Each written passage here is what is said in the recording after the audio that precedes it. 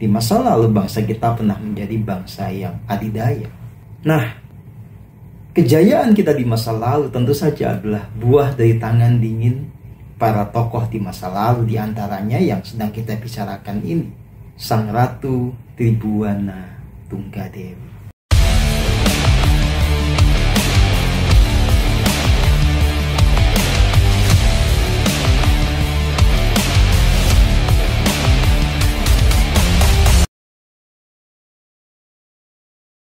Halo, selamat datang kembali di channel Genus Bangsa bersama saya Agnes Putri.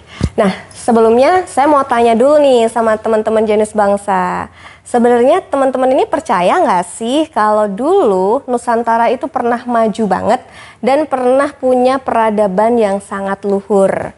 Nah, atau sebenarnya teman-teman ini lebih percaya dengan cerita-cerita di luar sana yang beredar yang kalau di logika itu sangat-sangat absurd gitu ya.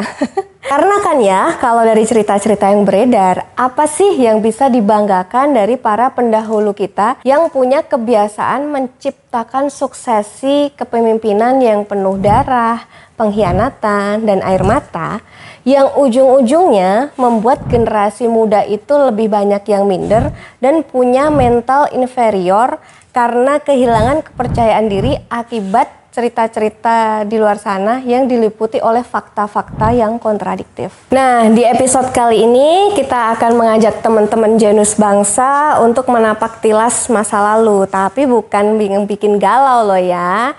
Kali ini kita akan mengajak teman-teman untuk menggali lebih dalam bagaimana Nusantara zaman dulu mengalami kejayaan. Bagaimana kejayaan tersebut bisa terwujud. Nah, apakah di generasi muda sekarang ini bisa mewujudkannya? Tanpa berlama-lama lagi, mari kita saksikan paparan langsung dari Ketua Umum Pusaka Indonesia Gemahripah, Bapak Setio Hadjardiwantoro, tentang sosok Ratu Tribhuwana Tunggadewi, yang mana beliau telah membawa Nusantara ke masa kejayaannya di masa lalu. Teman-teman semua, para pemirsa channel Genius Bangsa, jika kita bicara tentang sejarah bangsa kita, hemat saya, ini tidak bisa kita batasi dengan hanya ditarik mundur ke tahun 1945. Ketika kita diproklamasikan sebagai sebuah negara bangsa dengan nama Republik Indonesia. Tidak juga bisa kita hanya tarik mundur ke tahun 1928 ketika muncul yang namanya Sumpah Pemuda dan terlahir konsep kebangsaan. Ada bangsa Indonesia ya, dengan bahasa yang dianggap sebagai bahasa persatuan bernama bahasa Indonesia.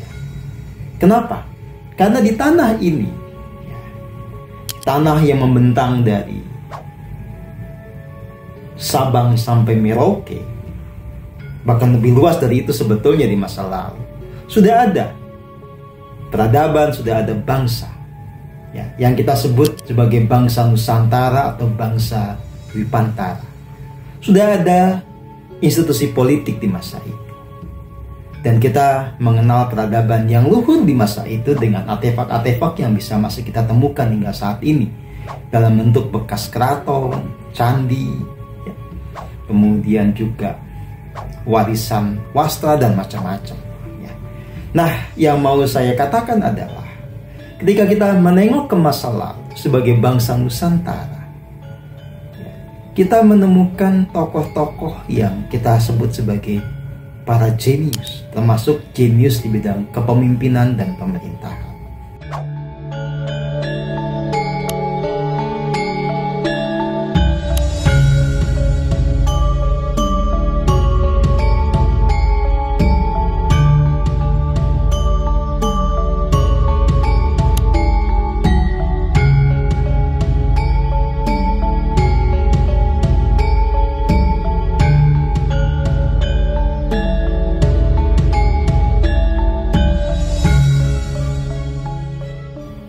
Di antaranya adalah satu tokoh yang dikenal ya sebagai atau dengan nama Ratu Tribhuwana Tunggadewi.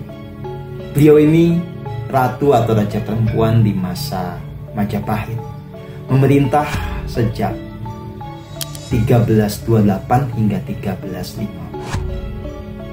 Ya.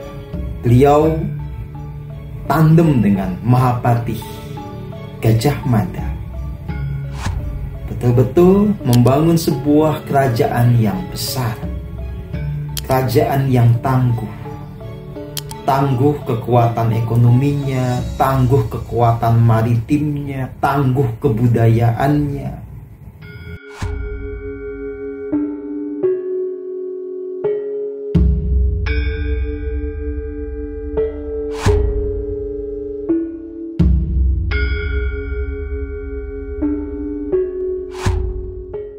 Jadi kalau kita kemudian analogikan dengan negara-negara masa kini, kita bisa katakan di masa lalu bangsa kita pernah menjadi bangsa yang adidaya. Ya. Nah, kejayaan kita di masa lalu tentu saja adalah buah dari tangan dingin para tokoh di masa lalu, di antaranya yang sedang kita bicarakan ini, Sang Ratu Tribhuwana Tunggadewi. Dalam sudut pandang spiritual, beliau ini memang tokoh yang punya jiwa yang murni, manusia yang tercerahkan, manusia yang punya kesadaran ketuhanan yang luhur, ya. Manusia yang punya kasih murni, memerintah dengan kasih itu, memerintah dengan keadilan. Dalam rumusan ilmu kepemimpinan di tanah Jawa, karakter beliau adalah seorang Satrio Pinandito Sinisian Wahyu, atau dalam bahasa lain juga sering dikatakan sebagai Ratu Pinandito.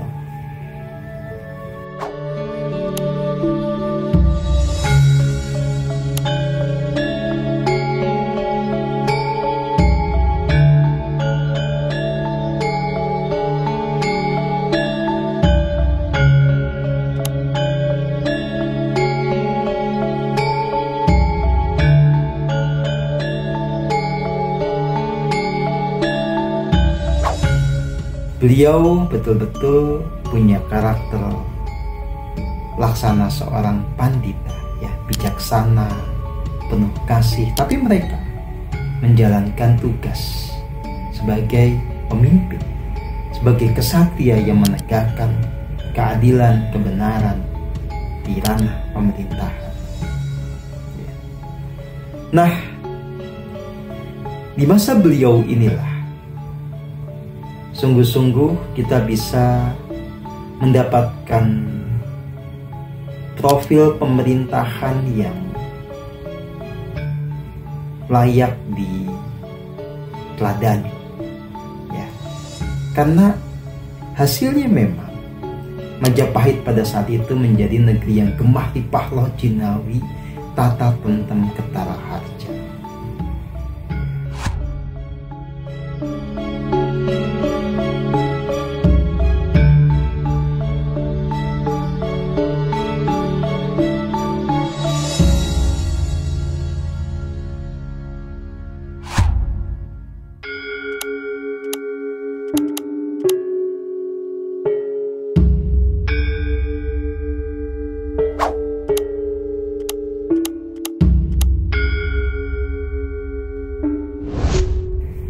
Pada masa itu betul-betul dihayati dan berkembang filosofi yang luhur yang hingga hari ini masih kita kenal.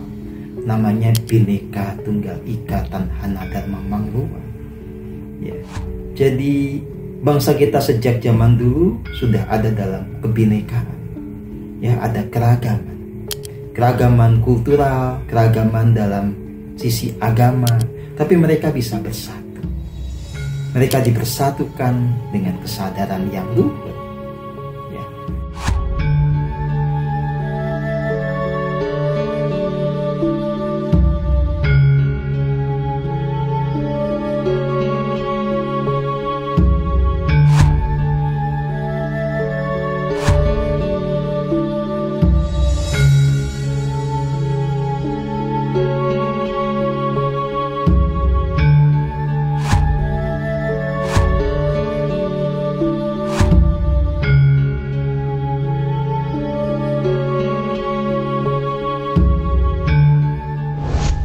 Kemudian dalam kaitannya dengan pihak lain, dengan negara-negara sekitarnya berkembang prinsip yang disebut sebagai Mitreka Sapata. Jadi negara-negara lain itu dianggap sebagai negara sahabat. Jadi kalaupun beliau ini mengirimkan misi ke negeri lain, itu bukan untuk menjajah, tapi membangun persahabatan, membangun sebuah aliansi. Ya. Dan ini sudah sejak zaman dahulu kala, sebelum masanya Tibuana Tunggadewi.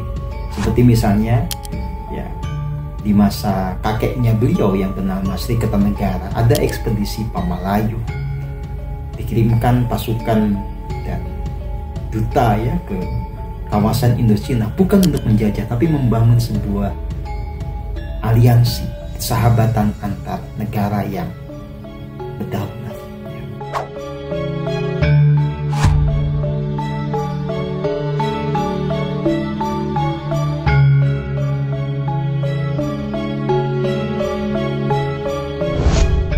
Nah, saudara dan saudari yang saya kasihi, dikaitkan dengan masa kini, sungguh kita merindukan sosok seperti Tibuana Tunggadewi ini. Kita merindukan pemimpin yang adil, pemimpin yang punya kasih, yang peduli kepada rakyat, pemimpin yang punya kesadaran, yang murni, pemimpin yang tercerahkan.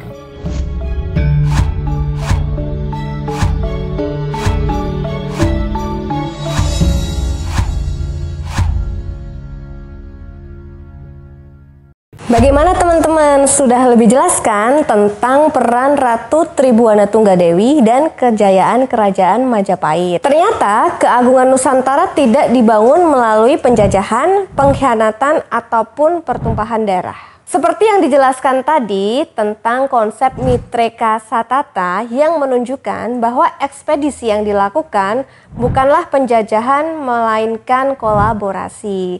Nah, ini adalah contoh nyata yang bisa kita tiru oleh para generasi muda saat ini. Oke, sampai jumpa lagi di episode Jenius Bangsa yang akan membahas tokoh-tokoh sejarah Indonesia lainnya yang legendaris. Jangan lupa untuk like, subscribe, dan komen di channel YouTube Jenius Bangsa. Sampai jumpa!